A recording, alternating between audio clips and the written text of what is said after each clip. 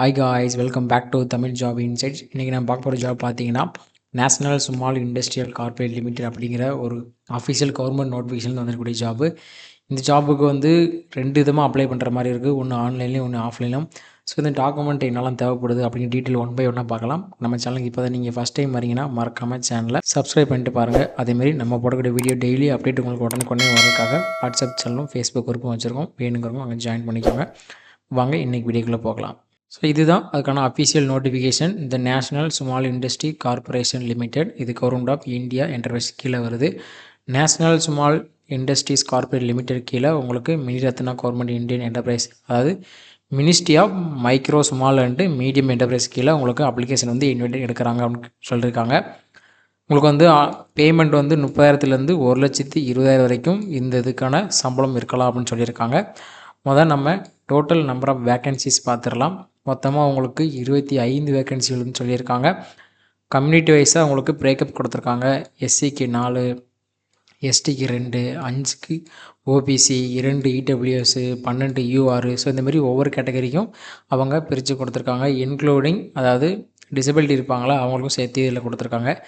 இதுக்கான குவாலிஃபிகேஷன் பார்த்தீங்கன்னா நீங்கள் 4 வருஷமான ஒரு டிகிரி படிச்சிருக்கணும். அதில் பாருங்கள் உங்களுக்கு பிஇ, பிடெக்கு, அதில் நீங்கள் 60% மார்க் எடுத்துருக்கணும். இதில் வந்து 5% வந்து ரிலாக்ஸேஷன் கொடுக்குறாங்க. யாருக்கெல்லாம் அப்படின்னா எஸ்சி, அப்புறம் எஸ்டி, அப்புறம் பிடபிள்யூ, பிடி இவங்களுக்கெல்லாம் வந்து 55% எடுத்தாலே போதும். அடுத்து பாருங்கள் உங்களுக்கு எந்தெந்த டிபார்ட்மெண்ட் பாருங்கள். சிவிலு, மெக்கானிக்கலு, அப்புறம் கெமிக்கல், அப்புறம் எலக்ட்ரிக்கல் அண்ட் எலக்ட்ரானிக்ஸ், அப்புறம் electrical and electronics and communication, அப்புறம் computer science and information technology or combined thereof the recognised university. இதில் ஏதாவது நீங்கள் டிபார்ட்மெண்ட் படிச்சிருக்கீங்க அப்படின்னா இதுக்கு நீங்கள் எலிஜிபிள். அதேமாரி கேட் எக்ஸாமில் நீங்கள் குவாலிஃபிகேஷன் மார்க் எடுத்துருக்கணும். அவங்க மட்டும்தான் இதுக்கு அப்ளை பண்ண முடியும்.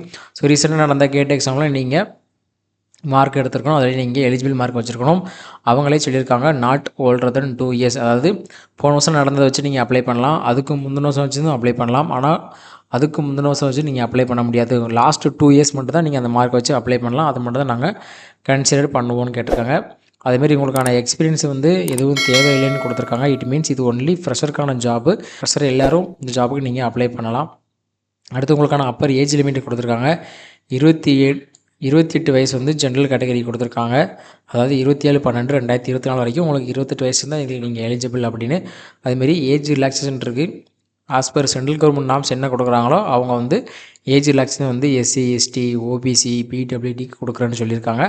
இதுக்கான லாஸ்ட் அப்ளை பார்த்தீங்கன்னா உங்களுக்கு 27/12/2024 தான் நீங்கள் லாஸ்ட்டாக அப்ளை பண்ணணும். அதேமாரி இது நீங்கள் ஆன்லைனில் அப்ளை பண்ண மட்டும் போதாது, ஆஃப்லைன்லேயும் அப்ளை பண்ணுற மாதிரி இருக்கும். அதுக்கும் லாஸ்ட் டேட் கொடுத்துருக்காங்க பாருங்கள்.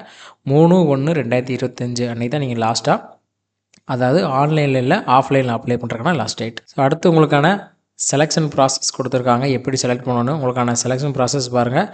70% மார்க் வந்து உங்களை கேட் ஸ்கோரில் எடுத்துருப்பீங்களா, கேட்டு மார்க்கில் என்ன எடுத்துருக்கீங்களோ அதுதான் நாங்கள் 70% மார்க் வந்து கன்சிடர் பண்ணுவோம். மீதி இருக்க இந்த 30% மார்க் வந்து உங்களோட பர்சனல் இன்டர்வியூவில் இருக்கும். அதாவது டேரெக்டாக உங்களை ஷார்ட்லிஸ்ட் பண்ணியிருப்பாங்களா கேட் எக்ஸாம் மார்க்கை வச்சு, அதில் நீங்கள் இன்டர்வியூ வைப்பாங்க. அதில் நீங்கள் எப்படி பெர்ஃபார்ம் பண்ணிட்டீங்களோ அதுக்கு தான் உங்களுக்கு 30 மார்க்கு அப்படின்னு சொல்லியிருக்காங்க. அடுத்து உங்களுக்கான ஜாபுக்கான இனிஷியல் அமௌண்ட்டு, அதாவது பேசிக் பே தவிர உங்களுக்கு என்னெல்லாம் இருக்குதுன்னு பாருங்கள். உங்களுக்கு தங்குற செலவு, போயிட்டு வர செலவு, அப்புறம் உங்களுக்கு மற்ற அலவன்ஸ் எல்லாமே கொடுக்குறாங்க. அதெல்லாம் சேர்த்து மொத்தமாக சொல்லியிருக்காங்க. உங்களுக்கு 30,000லேருந்து 1,20,000 வரைக்கும் வரலாம் அப்படின்னு சொல்லியிருக்காங்க. ஒரு வருஷத்துக்கு கிட்டத்தட்ட உங்களுக்கு 9 லட்சம் வரைக்கும் சம்பளம் இருக்கும் அப்படின்னு சொல்லியிருக்காங்க. இதுக்கு நீங்கள் எப்படி அப்ளை பண்ணணும்னு கொடுத்துருக்காங்க பாருங்கள். இதுக்கு வந்து நீங்கள் 4 விதமான ஸ்டேஜ் கீழே அப்ளை பண்ணலாம்.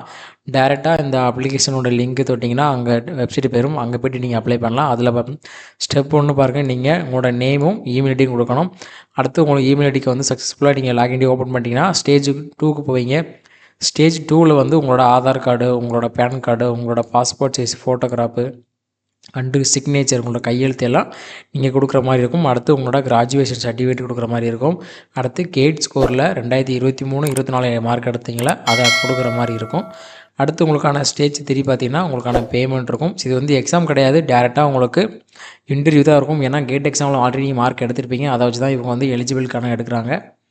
அடுத்து உங்களுக்கு ஃபைனலி அப்ளிகேஷன் நம்பரும் அப்புறம் போஸ்ட் அப்ளை பண்ணுறது வந்துடும்.